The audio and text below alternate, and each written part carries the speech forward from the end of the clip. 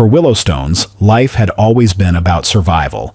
From a rough childhood to a year in jail by the age of 19, she learned the hard way that trust was a luxury few could afford. But at 27, things were finally looking up. A message from a wealthy businessman in Dubai, full of promises, money, gifts, a life she never imagined, sounded like her escape. She thought she was walking into a dream. But dreams have a way of turning into nightmares. What started as an opportunity to rebuild her life ended in a shocking, brutal twist, just 7 hours after she landed.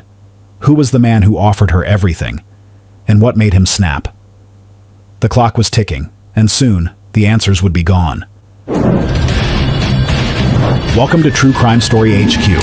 Thanks to all my viewers and subscribers for your support. Stay tuned for daily true crime updates. Don't forget to subscribe. For a young woman to travel halfway across the world, from Texas to Dubai, there must have been a good reason. But for Willowstones, it wasn't for school or work, it was for love. A love that promised a new life, filled with everything she'd always wanted. But what was supposed to be a new beginning would soon turn into a nightmare. Who was behind this disaster, and why? To understand the full picture, we need to go back to where it all began, before Willow ever boarded that plane. Willow was born into a family that believed deeply in their faith. Raised in a strict Christian household, she spent her early years attending church with her parents, who were devout and loyal to their beliefs. But despite their faith, Willow couldn't shake the feeling that something wasn't right. Her parents lived modestly, barely making ends meet, while the church they attended was filled with the kind of people who didn't worry about money. The wealthy members had the best seats in the house. They had priority, treated with respect, while the poorer folks were left to sit in the back, almost as an afterthought. Willow began to see a side of church life that bothered her: the hypocrisy. It wasn't just about worshiping anymore. It was a system that rewarded the rich and ignored the poor. A system that left Willow questioning everything she'd been taught. As a child, she tucked these thoughts away. She didn't dare voice them. Not in a household where challenging her parents' faith was out of the question. She lived quietly under their roof, though she began to resent the way they looked at money and status. By the time Willow was 16, she couldn't take it anymore. The feeling of being trapped by her family's ideals, by their constant financial struggles, became too much. She knew she had to get away. And so she did. She moved out of her parents' house, into the small apartment of her boyfriend, Bobby Ryan. Bobby wasn't a good influence. At first, he seemed like her escape from the life she'd left behind. He was only 2 years older, but he had the kind of rebellious streak Willow admired. He was full of energy, always ready for an adventure, and his lifestyle seemed to embody the freedom Willow had always wanted. But before long, Bobby introduced her to things she never thought she'd be involved with: drugs, petty crimes, and a reckless lifestyle that felt like an extension of the freedom she was craving. They would spend their days together, breaking the law, stealing, getting high, all in search of thrills. It didn't take long for Willow to fall deeper into the dangerous world Bobby had led her into. He encouraged her to skip school, to ditch responsibilities, to chase that high and the instant gratification of living outside the law. For Willow, it felt like she had finally found the freedom she'd always been searching for. But that freedom came at a cost. Willow had never considered herself a criminal, but little by little her actions took her down a path she couldn't turn back from. One night things went too far. Willow was caught stealing, and she was arrested. She had never imagined that one of her impulsive decisions would land her in jail, but it did. The reality of what she had done hit her like a ton of bricks as the handcuffs clicked into place. She was charged with theft and possession. The court didn't show mercy. Willow was sentenced to 1 year behind bars. Her time in prison was eye-opening. Sitting in that cold, confined space, Willow finally had the chance to reflect on everything that had led her here. How had it all gone so wrong? She thought back to her parents, to the life they had tried to give her, and to Bobby, the man who had led her down this dangerous path. There was a part of Willow that blamed herself for not knowing better, for not resisting when she should have. But there was another part of her that knew she couldn't change the past. She had made her choices, and now she had to face the consequences. The days stretched on, and every minute seemed to drag by. She wasn't just confined by the four walls of her cell. She felt trapped in her own mind, trapped by the mistakes she had made. At night, she would lie awake, staring at the ceiling, wondering how she had gotten here and whether she would ever find a way out. In those quiet moments, Willow realized she needed to change. She needed to leave behind the life of crime and destruction she had created. But could she? Was it even possible to break free from the cycle she had fallen into? The deeper she thought about it, the more overwhelming it seemed. How could she turn her life around after everything she had done? Would anyone even believe that she was capable of changing? The one thing that kept Willow going was the thought of a different future. A future where she didn't have to be defined by the mistakes of her past. A future where she could leave all of this behind and start fresh. But that dream seemed so far away, so out of reach. Willow had lost faith in herself, but there was still a spark, a tiny glimmer of hope that maybe, just maybe, she could escape the life she had created. In 2021, after serving her time, Willow was released from prison. The chains of her past were finally behind her, and she thought maybe, just maybe, she could start over. No longer shackled by the consequences of her mistakes, Willow quickly severed ties with Bobby Ryan. He had been a toxic influence on her life, and she knew that leaving him behind was crucial if she was going to move forward. It wasn't easy. Leaving someone who had been part of her life for so long took more than just a decision. It was an act of survival. But as she stepped into the world again, it wasn't as if the doors of opportunity were wide open. Things weren't going to be handed to her. For a while, Willow struggled to fit into the life she envisioned for herself. She enrolled in a 2-year associate degree program in business administration at a local community college in Houston. It wasn't glamorous, but it was practical, something she could finish fast and actually use. The classes were small, the computers were old, but for Willow, it felt like a new start. She worked nights at a downtown coffee shop, cleaning tables, making drinks, and restocking supplies before heading home after midnight. The pay wasn't much, but it covered her rent and tuition installments. She even picked up weekend shifts at a grocery store to stay afloat. It wasn't easy, but for the first time in years, her money came from honest work. She lived in a small studio apartment near campus, barely big enough for a bed, a fridge, and her laptop, but she kept it spotless. Her life was routine, simple, and quiet. During the day, she attended classes in marketing, accounting, and computer applications. At night, she studied while sipping leftover coffee from her shift. Professors described her as focused and polite, though distant. One of them once told her, "You've got a mind for business, Willow. Don't waste it." Those words stayed with her, pushing her to keep going, even when she was exhausted. By the end of her second year, she walked across the small stage at the community auditorium, cap and gown pressed neatly. It wasn't a university degree, but it was hers, and it meant something. As she held her certificate, she told herself, "No one can take this from me." For a woman who once sat in a prison cell, this moment felt like redemption. But once the applause faded and the diploma went on her wall, reality returned faster than she expected. Getting a job was a nightmare. For 5 long months, she sent out resumes and cover letters to dozens of offices and small businesses. She attended interviews that went nowhere. Smiles, handshakes, promises to be in touch, followed by silence. The background checks were the real problem. Each time her past came up, employers saw the criminal record, and everything changed. Calls stopped. Offers vanished. No one cared about the degree or how much she had changed. "We'll call you," they'd say. They never did. Bills began to pile up. Her savings disappeared faster than she could replace them. She'd scroll through job listings late at night, reading the same phrases over and over. 2 years of experience required. Must pass background screening. It was like the world had already decided her worth. One night, sitting on the edge of her bed with her laptop open, she whispered to herself, "What's the point if no one gives you a chance?" Still, she refused to return to her old habits. But just when things seemed the bleakest, Willow found herself reconnecting with Alexa. Alexa had been a part of Willow's life during her wild days. She was someone Willow had known from the past, a stripper and escort who had made a living off her own body and charms.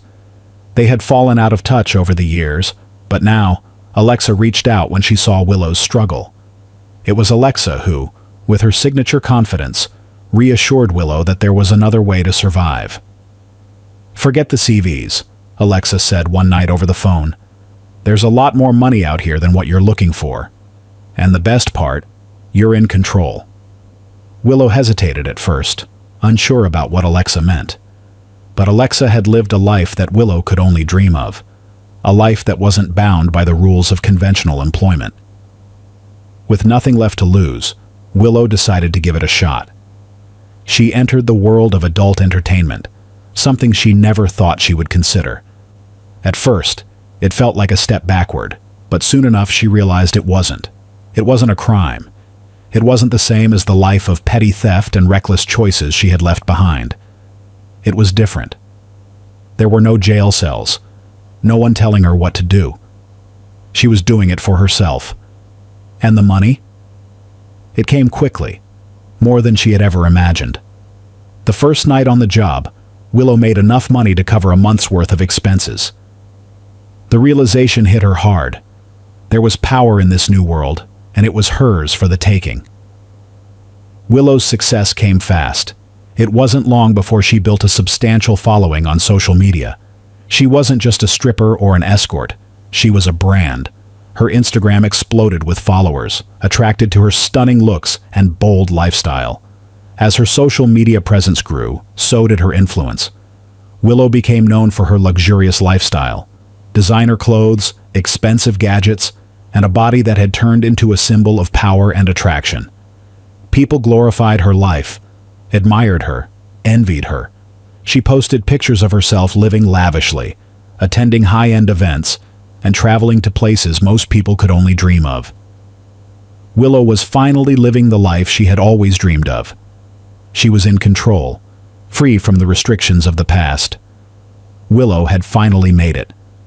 She could buy what she wanted, go where she pleased, and post about it for the world to see.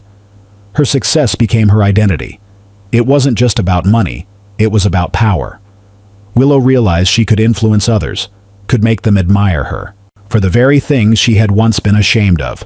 Her body, once a symbol of her mistakes, had become her greatest asset. She was at the top of her game, and nothing seemed impossible anymore.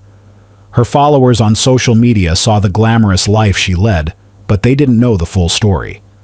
They didn't know about the years of struggle, the broken dreams, and the prison sentence that had led her to this point. To them, Willow was the ultimate symbol of success, a woman who had reinvented herself and turned her life around in ways most people could only fantasize about. She was living proof that anyone could rise from the ashes as long as they were willing to play the game. Just like that, something remarkable happened. And that's the beauty of the online world. Anyone, from anywhere, can cross paths with you. Willow was used to scrolling through social media, looking at the shiny, perfect lives others showcased.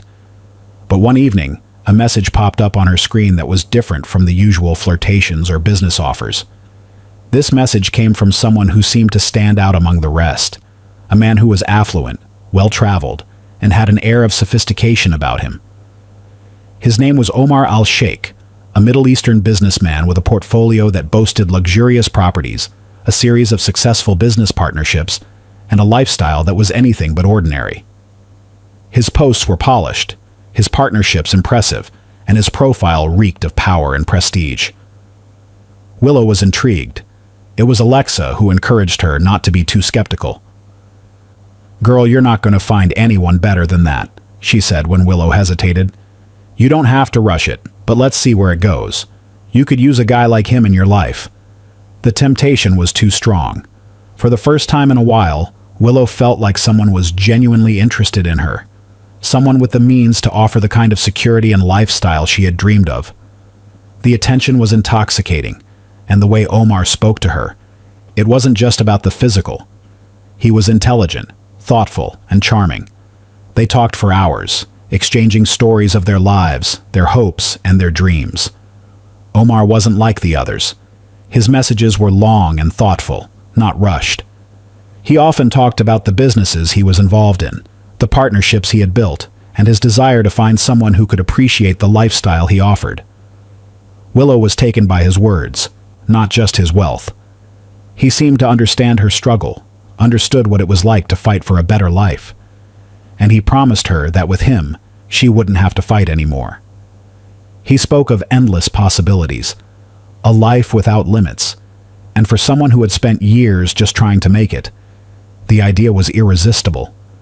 The first few interactions were casual, but there was something different about Omar. Willow felt a sense of security in his words. He sent her small gifts at first, nothing extravagant, just a few $1,000s to help her out with things, but it wasn't the amount that impressed her. It was the gesture. Here was a man who could offer her something beyond her wildest dreams, someone who saw her for more than the life she had lived. He promised her a life she had only ever seen in the movies.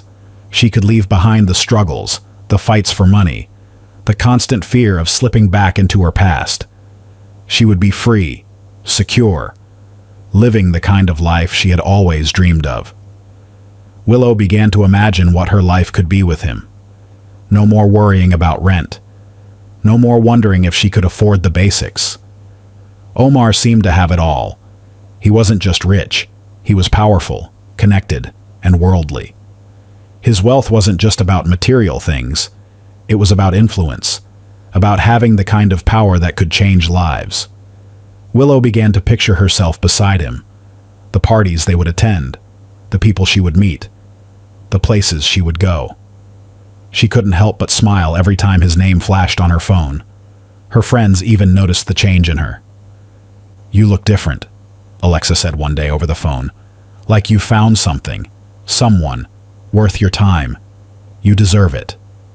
Omar promised her everything she had ever wanted: stability, wealth, a life of luxury. It felt too good to be true, but for the first time, Willow believed she could actually have it. For so long, she had dreamed of a life where money wasn't a constant worry, where she wasn't just scraping by, barely surviving. Now, she could see it in front of her, the future she had always imagined. It wasn't about love at first sight. It was about everything she had ever longed for coming together in one person. Omar had given her a glimpse of a life that could be hers. She allowed herself to believe it. She told Alexa, "I think this is it. I'm really going to change my life." Willow felt the weight of her past lifting with every word Omar sent her. She was no longer a product of her circumstances, no longer a prisoner of her past decisions. Omar had opened a door to a world she never thought was within reach, and for once, Willow felt like she was walking through it. She was finally stepping into the future she had imagined for herself. It was the kind of future she had been hoping for since she first decided to leave Texas behind. Weeks after exchanging affection online, Omar brought up the idea of finally meeting in person. Willow had just finished a late-night call with him when he said, "I have back-to-back business meetings here in Dubai this month. It's difficult for me to travel, but if you can come, I'll take care of everything." To Willow, it didn't sound unreasonable. He was a busy man who managed multiple companies between Abu Dhabi and Doha. The tone in his voice carried certainty, confidence, the kind that made her feel chosen. She hung up that night smiling, replaying his words over and over. The idea of stepping foot into the Middle East felt surreal, yet the possibility of seeing him face to face thrilled her beyond measure. From that day, everything in Willow's life revolved around preparing for the trip. She began researching flight options, comparing Emirates and Qatar Airways, and looking into visa requirements. For American travelers heading to Dubai, a 30-day visit visa is issued upon arrival, but Willow still checked every detail. She filled out her travel declaration, renewed her passport, which was set to expire in August. Alexa watched from the couch as Willow scrolled through her phone. "Girl, this is big," she said, laughing. "Make sure you take those heels I bought you. Dubai's got more gold floors than your Instagram filters." Willow grinned. Trust me, Lex. This time I'm not coming back the same person. Her days became a blur of preparation. Days later, she booked a one-way ticket from Dallas-Fort Worth International Airport to Dubai International on Emirates EK222, scheduled to depart in the evening. She paid in full with the money Omar had sent through Western Union. He insisted on handling the expenses, messaging her, "My woman doesn't pay for flights. You are coming as my guest." Willow screenshot the message and sent it to Alexa, who replied with a line of heart emojis and a text that read, "Sis, you've officially made it." The next morning, Willow scheduled appointments at a spa in downtown Dallas, a full-body exfoliation, a hair treatment, and a dental cleaning with whitening strips. She wanted everything perfect. If this was going to be the start of her new life, she wanted to look flawless when she stepped off that plane. The excitement built daily. She spent hours imagining what life would be like once she landed. The skyline of Dubai, the Burj Khalifa gleaming against the night, luxury cars, expensive perfume, and penthouse suites that looked like the ones Omar had shown her on FaceTime. He told her he lived in one of the towers near the Palm Jumeirah. "You'll see the ocean from your window," he said during one of their calls. "You'll wake up to the sound of waves, not alarms." Willow laughed and replied, "Then I'm never leaving." He chuckled softly and promised, "You won't want to." Those words sealed it for her. She wasn't just visiting, she was stepping into a new chapter that felt destined. The week before the trip, Willow could barely contain her joy. She bought 3 new designer outfits, 2 perfumes, Tom Ford Lost Cherry and Dior Addict, and a Louis Vuitton handbag she found on sale. Alexa helped her pack, folding dresses and lingerie neatly into her suitcase. "Do you even realize how far Dubai is?" Alexa said, glancing at the flight map on her phone. "Over 7,000 miles, babe. 14 hours in the sky." Willow laughed. "I've done time in a cell smaller than a plane seat. I can handle 14 hours.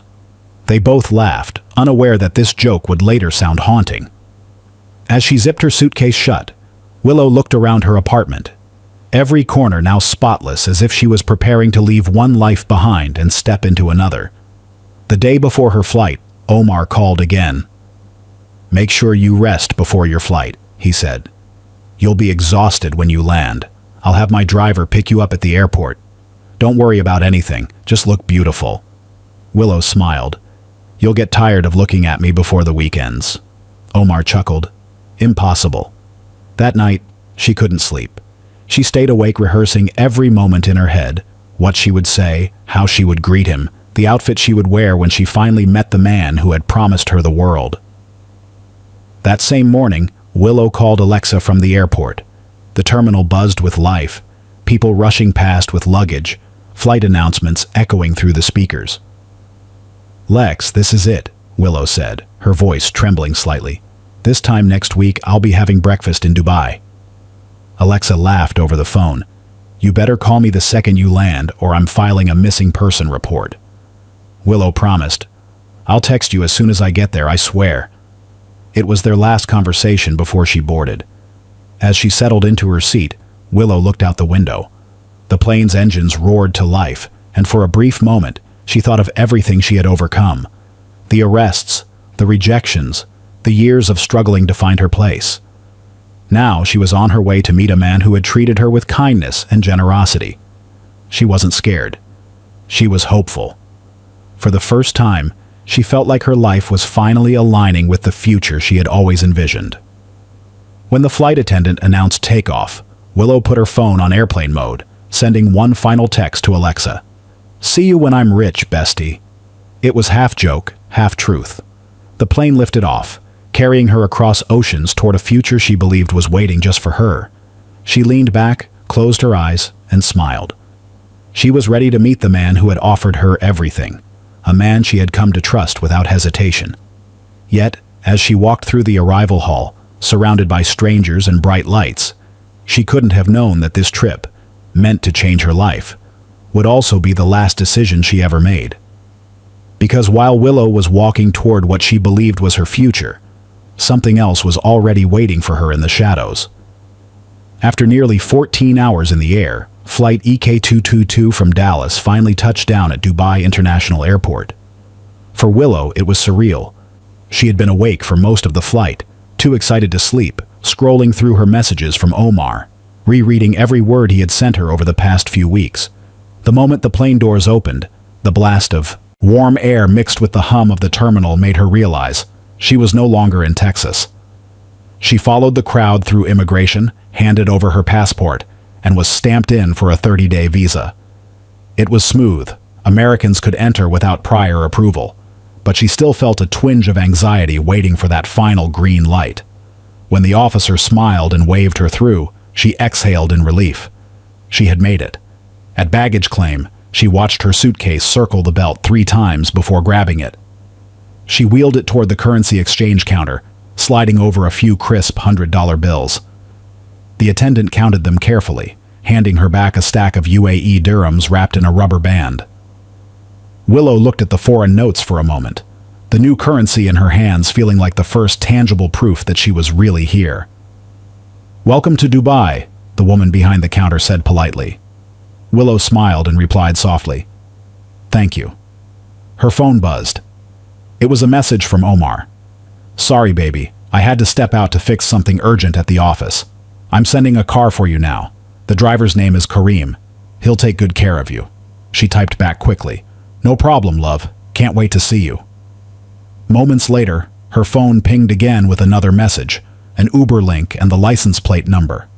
She followed the signs out to the pickup area, the air now cooler as night settled in over the city. A black Lexus ES pulled up, the driver stepping out and holding a small sign that read, "Ms. Stones." "Ms. Willow?" the man asked politely. "Yes, that's me," she replied with a smile.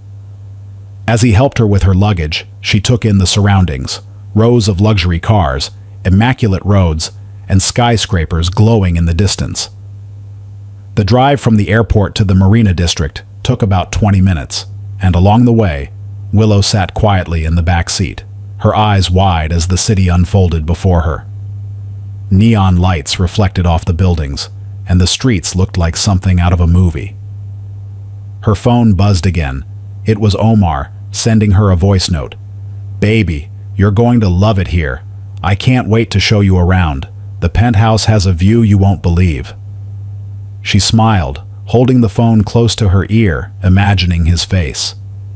When the car finally stopped in front of a high-rise building, the driver pointed upward. "This is it, ma'am. Elite Tower, 57th floor." Willow thanked him and rolled her suitcase toward the entrance. The lobby was pristine, marble floors, soft lighting, and a concierge desk that looked like something from a luxury hotel. The staff greeted her warmly, and within minutes, she was in the private elevator heading up. Her heart raced as she watched the numbers climb. When the doors opened, she stepped out into a hallway with a single door at the end, his. The door opened before she could knock. Omar stood there, tall, sharply dressed, with a smile that instantly put her at ease. "Finally," he said, stepping forward. Without hesitation, Willow dropped her bag and ran into his arms. "Baby, I'm so happy to see you," she said, her voice muffled against his chest. He laughed softly, holding her close. "You're even more beautiful than your pictures." She pulled back slightly, looking up at him. "You're not too bad yourself," she teased, brushing his cheek with her hand before kissing him. The tension of months of anticipation melted away in that instant. "Come," Omar said, taking her hand. "Let me show you your new home." He led her through the penthouse, every corner gleaming.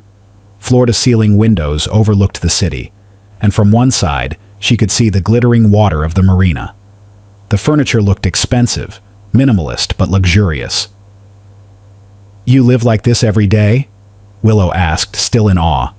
"I told you, I like nice things," he replied casually. "And now, you'll have them too."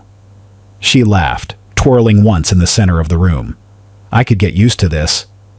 Omar poured her a glass of champagne and handed it to her. "To new beginnings," he said. They clinked glasses. Willow took a sip, her eyes still wandering across the apartment. "You weren't kidding about the view," she said. I feel like I'm inside one of those influencer videos. Omar chuckled. You'll be the influencer now. She grinned, pulling out her phone. Within minutes, she was recording short clips for her Instagram story, panning over the skyline, showing the suite, the glass in her hand. She sent a quick video to Alexa with a message. Girl, this place is insane. He's even better in person. I can't believe this is real. Alexa replied almost immediately. I told you, sis. Don't forget us when you become rich and famous. Enjoy every second. Willow laughed, typing back, I'll bring souvenirs. For the next hour, she and Omar sat on the balcony, watching the city lights flicker. He told her about his businesses, how he divided his time between Dubai and Doha, and how lonely success could feel without someone to share it with. Maybe that's why I found you, he said quietly. I was tired of pretending I had everything when I didn't. Willow touched his arm. Well, you've got me now, she said. He smiled and nodded. And I don't plan on losing you. That night, everything felt perfect. Willow posted one last photo, a mirror selfie in the penthouse bathroom with the caption, New City, New Beginnings. It quickly gained likes and comments from followers wishing her luck and gushing over the luxury setting. She went to bed that night, thinking she had made it, that every risk she had ever taken had led her here. For the first time, she wasn't just dreaming about a better life, she was living it. There was no denying that the two of them were physically drawn to each other. From the moment Willow arrived, the chemistry was obvious. The first night together felt inevitable. After dinner, they lounged on the balcony, the city lights stretching beneath them. Omar leaned closer, brushing a strand of hair from her face. You have no idea how long I've waited to have you here, he said softly. Willow smiled and replied, You made it worth the wait. It wasn't rushed, and it wasn't forced. They both wanted it. The mood carried them to his bedroom, where the intimacy felt genuine at first, two adults giving in to months of anticipation. But what began as affection quickly turned awkward. In that moment, Willow noticed something she hadn't expected, something she wasn't prepared for. Omar's biggest secret revealed itself, and it caught her completely off guard. He had an extremely small manhood, a condition that explained why he had always avoided overly explicit conversations online. At first, she tried to mask her reaction, pretending it didn't matter. She smiled faintly and said, It's okay, hoping to ease the tension. Omar, though, sensed the shift. He kissed her forehead and whispered, You're different. You're kind. Willow nodded, but her thoughts were racing.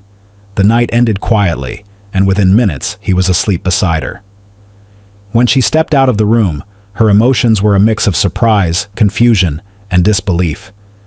She wasn't disgusted, but she couldn't hide her shock.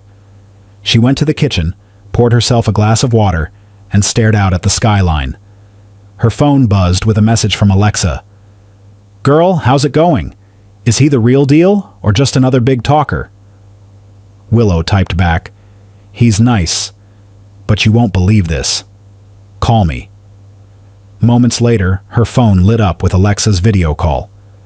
Don't keep me waiting, Spill, Alexa said, laughing. Willow hesitated, then turned her camera slightly away and whispered, He's small. Like, really small. I can't even explain it. Alexa covered her mouth, trying not to laugh. You're lying, she said. Willow shook her head, grinning. I swear, Lex, I wish I was. I didn't know what to do. I just smiled and pretended it didn't matter. As they talked, Willow's tone shifted from surprise to amusement. He fell asleep right after like nothing happened, she said. Alexa laughed again. Girl, you better make that money and come home. Don't waste your time. Willow agreed, replying, Exactly. I'll stay a few days, get what I can, and head back to Texas. That conversation was the first time she spoke about leaving. To her, it wasn't cruel. It was practical. She believed she was handling the situation calmly. But what she didn't realize was that her casual laughter would lead to something far more dangerous. A few hours later, Willow made another mistake. While Omar slept, She took out her phone, turned on the front camera, and recorded a short video of herself whispering, "Ladies, look where your girl ended up," panning briefly toward him under the sheets. It wasn't explicit, but the intent was obvious. She laughed quietly, sending the clip to her small private Snapchat group that included Alexa and 2 other friends. Within minutes, her phone buzzed again with laughing emojis and comments like, "No way!" and "Girl, you wild for this." What Willow didn't know was that Omar had woken up briefly and heard the muffled laughter from the living room. He didn't say anything at first. He lay there, eyes open, his mind processing what he had heard. The soft sound of her voice on a video, the quick laughter, and then the quiet footsteps back to the room. When she slipped under the sheets again, he closed his eyes and pretended to sleep. He knew something was wrong. While Willow lay asleep, Omar sat at the edge of the bed, wide awake. It had been a long day, and every image from her phone replayed in his head. He couldn't stop seeing her words, her laughter, her friends mocking something he had spent years hiding. The more he thought about it, the more it felt like betrayal. He had treated her like a queen, paid for her flight, her clothes, her comfort. Yet, there she was, the woman he thought he could trust, turning his secret into a joke. He whispered to himself, "After all I've done for you?" He looked at her, asleep beside him, and the warmth he had once felt turned cold. He got up quietly and walked to the bathroom, splashing water on his face. In the mirror, he stared at his reflection, his thoughts running wild. "How dare she?" he muttered under his breath. For a man like Omar, status was everything. Respect was his lifeline. No one in his world ever mocked him. No woman had ever dared to humiliate him. He remembered her words from the night before, the fake praise she had given him right after they were intimate. "You are amazing," she had said, smiling. He believed her. Now, realizing it was all a lie, that smile cut deeper than any insult could. He returned to the bedroom, each step heavier than the last. He stood there for a long moment, staring at her. She looked peaceful, unaware of the storm inside him. The thought of those photos and messages spread across her phone burned in his mind. He imagined her friends laughing behind their screens, mocking him while she lay here pretending to care. His breathing grew uneven. "You think I'm a joke?" he whispered under his breath. "You think you can use me?" His voice broke slightly, anger mixing with disbelief. He reached for a pillow on the bed, gripping it tightly. His hands trembled. In one sudden motion, he pressed the pillow over her face. Willow woke instantly, startled, trying to push him off, her voice muffled. She struggled beneath him, kicking, scratching, fighting for air. He didn't speak. He pressed harder. She clawed at his arms, gasping, trying to twist away, but he was stronger. "You laughed at me," he said through clenched teeth. "You disrespected me." The fight lasted less than a minute, but it felt like forever. The room filled with chaos, the sound of the struggle, the furniture shifting slightly as she fought back. She managed to pull the pillow away for a moment, gasping, but his hand went straight to her neck. "You made me a fool," he said, pressing down with force. Her eyes widened, her hands shaking as she tried to push him off. Then her strength began to fade. Her movements slowed, her hands slipping from his arms. Moments later, her body went limp. He let go, stepping back, staring at her as if trying to understand what had just happened. The room was still. He stood there, breathing hard, looking down at her. The reality began to sink in. He called her name once. "Willow?" No response. He touched her shoulder. Nothing. The anger drained from him, replaced by panic. "No. No, no, no." He stepped back, running his hands through his hair. He looked toward the window, then back at the bed. She wasn't moving. He checked for a pulse, but there was none. His chest tightened. "What did I do?" he whispered. But almost immediately, survival instincts took over. He grabbed her phone from the nightstand and scrolled through the messages.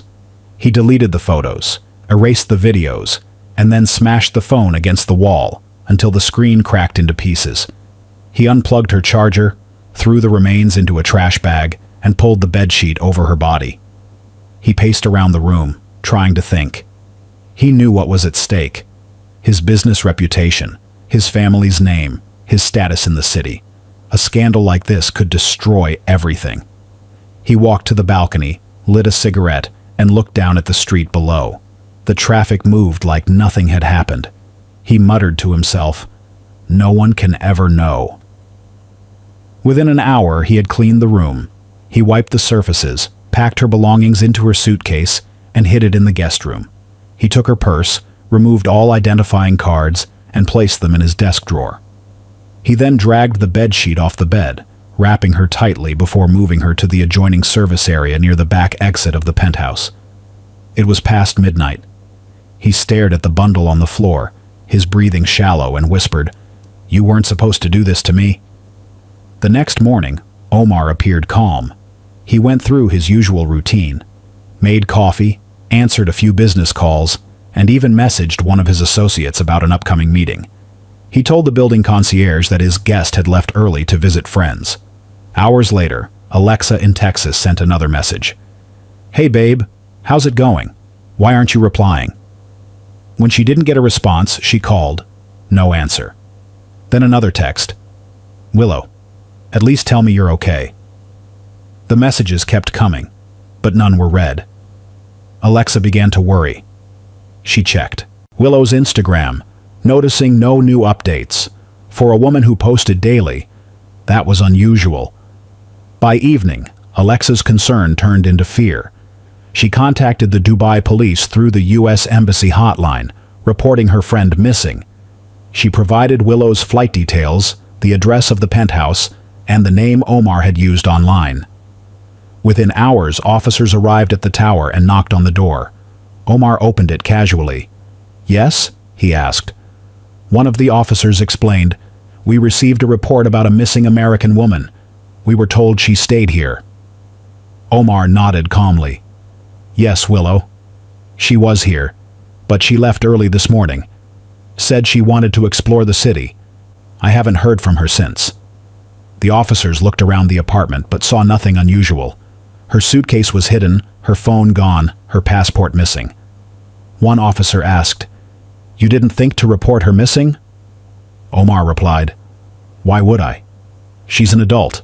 Maybe she went out and didn't come back." His tone was even.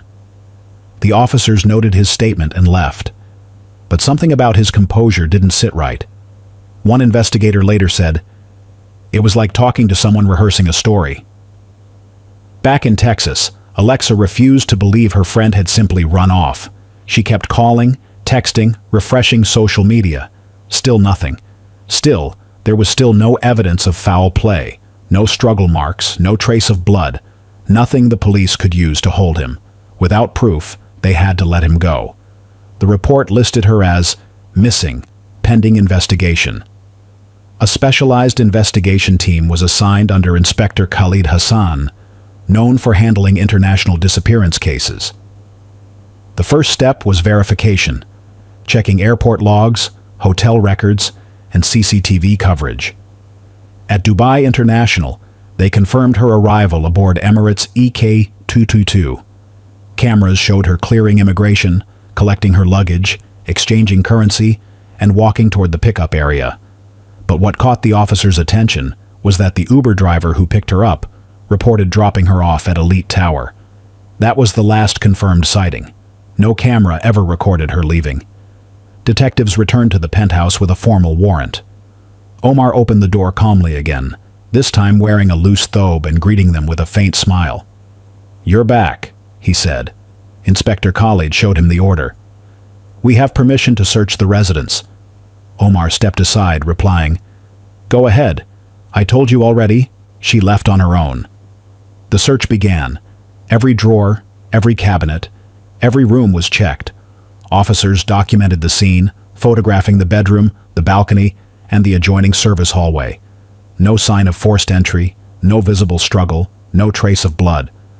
Her clothes were gone, except for a pair of heels found near the bed and a small makeup bag in the bathroom.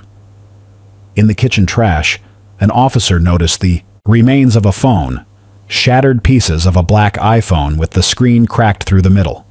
"Whose phone is this?" the officer asked. Omar paused. "It's mine," he said quickly. But when they matched the model and SIM number to records provided by the U.S. consulate, it belonged to Willow. The phone fragments were collected as evidence. Next came the building's surveillance system. Elite Tower had cameras on every floor, the elevators, and the lobby entrance. Investigators reviewed the footage. They saw Willow enter with her suitcase, escorted by a security guard to the private elevator. Omar greeted her at the door. But in the hours following, there was no footage of her leaving. Not once. "We have her arriving but not departing," one technician told Inspector Khalid. That alone turned the missing person report into a criminal investigation. Omar's demeanor shifted once they brought him in for questioning. At the precinct, he was polite but defensive. "She told me she needed some air," he said. "She left with her bag early in the morning. I thought she was visiting a friend." When asked which friend, he replied, "She didn't say." The officers noted every detail: his tone, his eye contact, the pauses before each answer. "Did you contact her afterward?" asked one investigator. Omar shook his head. "She was an adult. I didn't think it was my responsibility."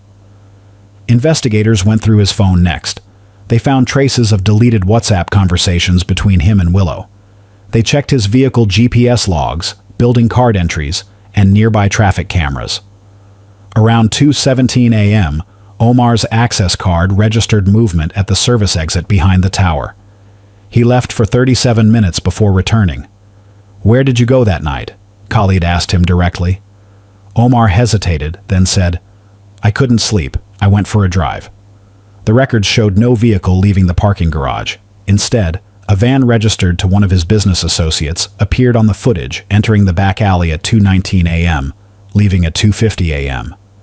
The associate, identified as Rashid Ali, was later questioned. "He called me," Rashid said. "He said he needed help moving some boxes to his warehouse. I didn't ask questions." When pressed further, Rashid added, "He seemed anxious, like something was wrong, but I didn't know what." The warehouse was searched 2 days later. No body was found, but officers detected faint traces of biological material on one of the carpets inside. Samples were sent for DNA testing. Meanwhile, back in Texas, Alexa continued contacting the consulate every day. "Please don't stop looking for her," she told the liaison officer. She would never disappear on her own. The embassy relayed her concerns to the press office, and days later, the case began gaining international attention. Media outlets ran headlines like, "Texas woman missing after traveling to Dubai," to "Meet lover." Reporters started calling the Dubai police daily for updates. The scrutiny forced the investigation to accelerate. Forensic specialists reconstructed the timeline from data. They confirmed Willow's phone had been active in Omar's apartment until the early hours in the morning when it suddenly went offline. The last Wi-Fi ping matched the tower's private network. After that, nothing. Her social media accounts showed no further activity. Bank records indicated her credit card was used once more that night. A small transaction at a nearby gas station, processed through a terminal linked to a business registered under Omar's name. With mounting inconsistencies, police detained Omar for further interrogation. "We're holding you pending investigation," Inspector Khalid informed him. Omar nodded slowly, but said nothing. In custody, he asked for an attorney and maintained the same story. "She left. I don't know where she went." His calm tone contrasted sharply with the evidence piling against him. During the third interrogation session, one officer asked, "Why did you destroy her phone?" Omar's answer was quick. "It fell. I threw it away." When shown the damaged pieces, he simply stared and said, "That's not her phone." The investigators exchanged glances. His denial didn't match the serial numbers they had already verified. Outside the interrogation room, the team continued working. Officers pulled call logs, international money transfers, and social media records. They found that 2 weeks before Willow's arrival, Omar had wired $5,000 to her account, labeled travel expenses. The absence of a body made prosecution difficult, but every clue pointed toward foul play. "You can erase messages," one investigator remarked, "but you can't erase timelines." Omar was officially named a person of interest and placed under detention while further searches continued. Divers scanned the nearby marina waters. Desert routes on the outskirts were checked for signs of burial. Nothing. It was as if Willow had vanished completely. But investigators didn't stop. They expanded the search into Omar's background, his businesses, travel history, and personal records. What they found began to open a much darker chapter of his life. There were past complaints filed under different aliases, allegations from other women in various cities, all quietly settled. Each case ended the same way: silence and disappearance. When investigators dug deeper into Omar's life, the calm, generous businessman he presented to the world began to fall apart. They discovered that his real name wasn't even Omar al-Masri. His passport was registered under 3 different aliases connected to businesses spread across Dubai, Doha, and Bahrain. Each company traced back to shell entities used for property deals and offshore transactions. The more they searched, the clearer it became. He had money, power, and influence in places that made him difficult to touch. Detectives went through his contacts list and found multiple numbers linked to law enforcement officials, one of whom had already signed off on a search delay in the early days of Willow's disappearance. Through interviews, investigators uncovered the first thread of a pattern. In 2018, a Filipino model named Rica Mendoza vanished after being flown to Dubai by a private client. Her family filed a report, but the case was dismissed for lack of evidence. 2 years earlier, a British socialite, Hannah Cole, had also disappeared under similar circumstances after posting photos from a Dubai penthouse that matched Omar's building. Her last message read, "He's charming but controlling." Both women had connections to the same group of social escorts and influencers that Willow was involved with through Alexa's network. The Dubai authorities could no longer ignore the similarities. Investigators went back to Omar's former business partners. One of them, speaking anonymously, said, "He was a different person when things didn't go his way. Calm one second, explosive the next." Another former employee added, "He would brag about women, but never keep them around for long. He said they always left because they couldn't handle him." The team now began to suspect a long-standing pattern of control, humiliation, and abuse. The more they interviewed people, the more stories emerged of women being threatened, having their phones confiscated, or being paid off to stay quiet. A forensic financial audit revealed multiple large wire transfers to private accounts under women's names that later went inactive. One investigator commented, "It looked like hush money. Every time something happened, a payout followed." One of those payments was made just 3 days after Willow's disappearance. It went to an account in Morocco that was shut down within 48 hours of the transfer. The transaction was traced to a network of accounts managed by Omar's cousin, who also had a record of tampering with police investigations. As the pieces began to fit, so did the picture of a man who had built his entire identity on dominance and secrecy. He didn't just collect wealth, he collected people, women, employees, and even officials who owed him favors. His relationships always ended abruptly, and no one could recall seeing any of his ex-lovers after they moved away. The investigators realized they were facing not just a suspect in Willow's murder, but a predator with a long hidden history. Yet every time they tried to tighten the case, barriers appeared. Warrants were delayed, files were misplaced, and witnesses suddenly went silent. Someone with influence was pulling strings behind the scenes. In one recorded statement, a junior officer admitted off the record, "There's pressure from above. They don't want him charged. They're saying it'll harm business interests." It was becoming clear that Omar wasn't acting alone. His reach extended into financial circles and even sections of law enforcement. By late May, he was still in custody, but not formally charged. Without a body, prosecutors struggled to secure a conviction. His lawyer, one of the top criminal attorneys in the Gulf, argued there was no direct evidence tying his client to any act of violence. A judge agreed to a conditional release, placing him under travel restrictions while the investigation continued. Then, within a week of that decision, Omar vanished. His phone went off, his social media accounts were deleted, and all known properties were emptied.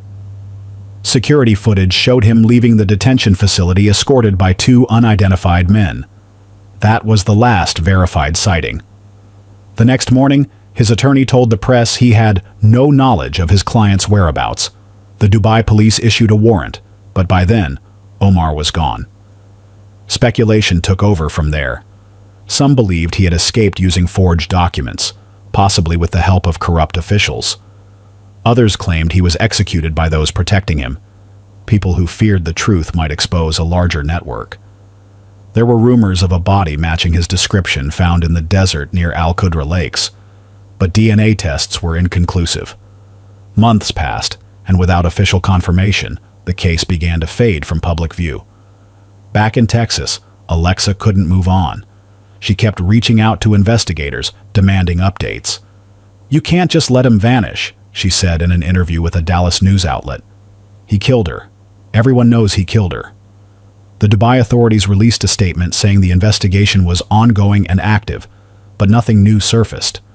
The final case report listed her as presumed deceased. The last pages included a note from Inspector Khalid. Subject Omar al-Masri remains unlocated. Evidence suggests organized concealment of criminal activity involving multiple parties. The file was closed, pending new leads. No arrests were ever made. Over time, online forums picked up the story. Some users claimed Omar had been spotted in Casablanca under a different name. Others said he was living quietly in Oman. A few insisted he had died long ago. No version was ever proven. Even investigators disagreed privately. Some thought he had fled, while others believed the people he worked for had silenced him permanently. One officer summed it up simply, "Men like him don't disappear unless someone makes them disappear." For Willow's loved ones, the hardest part wasn't the lack of justice, it was the uncertainty. She had left home chasing a dream of luxury and love, but found danger that no one saw coming. What began as a search for security turned into a global mystery that still has no end. Her story became a cautionary tale for women everywhere, a reminder of how fast trust can turn fatal. What would you have done in Willow's shoes? Could this tragedy have been avoided? Or was it always headed this way? She searched for love, security, and a better life, but instead found deception, control, and betrayal. Somewhere between the airports, the messages, and that penthouse room, her story stopped, but the questions never did. Was justice denied or simply delayed? Did those in power silence the truth to protect their own? The hunt for answers still goes on, across borders, through files, and in the hearts of everyone who still remembers her name. If you've followed Willow's story this far, then you understand what's at stake, the truth. And it's why we keep telling these stories. To expose what others hide. To remember the ones who never got the chance to speak for themselves. So if you want to hear more gripping true crime investigations like this one, hit that subscribe button, share this video, and turn on notifications. Don't miss out on the truth. Because together, we'll keep asking the hard questions until someone finally answers them.